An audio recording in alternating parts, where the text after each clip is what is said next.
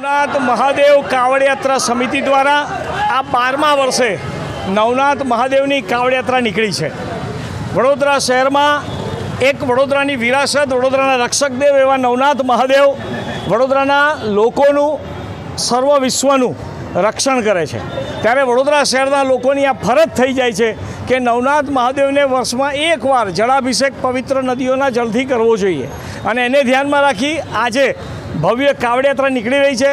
અત્યાર સુધીમાં 2 મહાદેવ થયા છે। અલગ અલગ જગ્યાએ અલગ અલગ રીતે મહાદેવનું સ્વાગત, લોકોનું સ્વાગત થયું છે, કાવડિયાઓનું સ્વાગત થાય છે।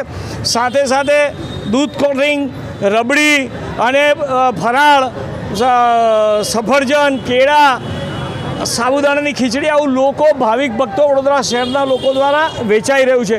અને આવા પ્રસંગે બધા જ લોકો, સમાજના અગ્રણીઓ, તમામ પક્ષોના લોકો પક્ષાપક્ષીથી ઉપર ઉઠી આ કાવડ યાત્રામાં જોડાઈ રહ્યા છે। અને એટલે જ બધા વડોદરાવાસીઓનો આભાર સાથે બધાને જ એવું કહું છું કે જોઈ શું રહ્યા છો, જે જગ્યાએ હોય ત્યાં નવનાથ મહાદેવના દર્શન કરો અને નવનાથ મહાદેવની આ કાવડ યાત્રામાં કોઈક પણ જગ્યાએ જોડાઓ। હર હર